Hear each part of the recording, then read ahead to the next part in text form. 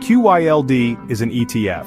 ETF stands for Exchange Traded Fund. Think of it like a basket of stocks. But instead of picking individual stocks, you buy the whole basket. QYLD's basket focuses on the Nasdaq 100. This index tracks 100 of the largest non-financial companies listed on the Nasdaq stock market. You'll find familiar names like Apple, Microsoft, and Amazon in the Nasdaq 100. So, when you buy QYLD, you're indirectly investing in these big companies. But here's the catch. QYLD isn't about explosive growth. It's about generating income. It does this through a strategy called covered call writing. Don't worry, we'll explain that next. But the main takeaway is this.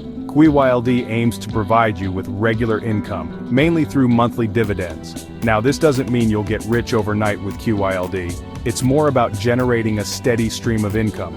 Think of it like receiving rent checks from a property, but instead of a house, you own a piece of the Nasdaq 100. Let's break down how QYLD generates that attractive monthly income. As mentioned, it uses a strategy called covered call writing.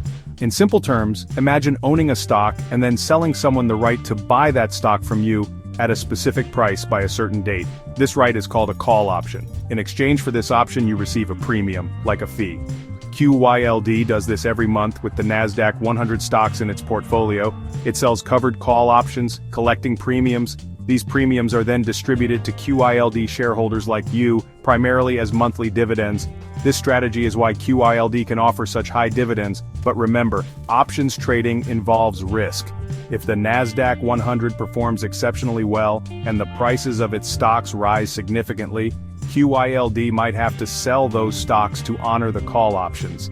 This could potentially limit its upside growth compared to investing directly in the Nasdaq 100. The most enticing aspect of QYLD is its high dividend yield. Compared to traditional investments like bonds or even some dividend-paying stocks, QYLD's yield is significantly higher. This feature is a major draw for income-focused investors, especially those seeking regular cash flow. Imagine retirees or those living off passive income. Monthly dividends from QYLD could act as a supplement to their regular income streams. It's like clockwork. Every month, a dividend payment arrives, providing a sense of financial stability and predictability. However, it's crucial to remember that high dividends don't always equal a fantastic investment. The source of those dividends and the underlying risks are crucial factors to consider. While QYLD's high dividends are, pretty appealing, it's essential to acknowledge the risks.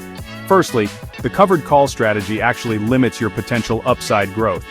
If the Nasdaq 100 experiences substantial gains, QYLD's returns might lag behind because of the call options it has sold. It's kind of like leaving some potential profit on the table. Secondly, QYLD is vulnerable to market downturns. If the Nasdaq 100 falls, QYLD's value will likely decline as well.